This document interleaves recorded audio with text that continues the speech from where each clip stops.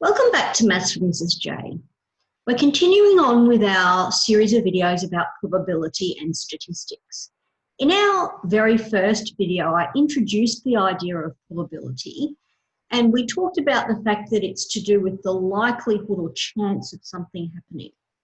Remember, all probabilities are going to be between 0, and it will be 0 if something's absolutely impossible, and 1 if something's absolutely certain. All probabilities will be between 0 and 1. If you ever get an answer that's not between 0 and 1, you know you've done something weird and you need to go back and check.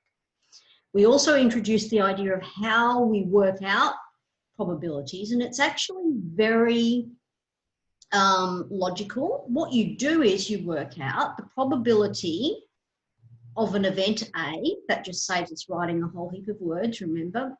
In maths, we get a bit lazy about writing a lot of words. We like to have shorthand. So the probability of A happening is the number of ways of getting A, number of favourable outcomes, divided by the total number of things that could actually happen. Let's see how this plays out in practice, because it's actually quite easy.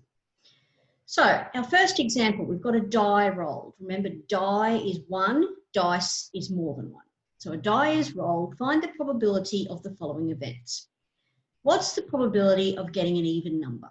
Okay, all right, well, the probability of getting even, and it's perfectly fine just to write it like that. Okay, how many of the faces of a die are even? Well, we could get a 2, a 4, or a 6, so there are 3 of them. How many possibilities are there altogether? There are 6. So the probability there is a half. So what you do is the number of ways of getting what you want divided by the total number of things that could possibly happen. What's the probability of getting a 2? Well, how many of the faces are a 2? Well, only one of them is, and you've got 6 faces. So the probability of getting a 2 is 1/6. Probability of getting a number greater than 4. Now, greater than 4 doesn't include 4. So which numbers are greater than 4 that are on a die? Well, we could get a 5 or we could get a 6. So there are 2 of them, and we've got 6 faces in total.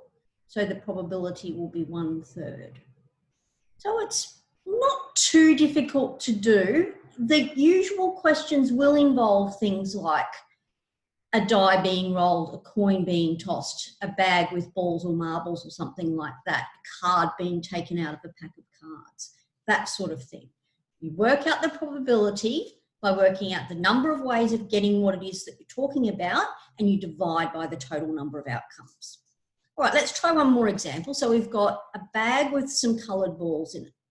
We've got 3 red, let's just write this down, 3 red, 4 blue, and 5 white. Okay, so how many do we have total? 3 plus 4 plus 5. So we've got 12 balls in the bag.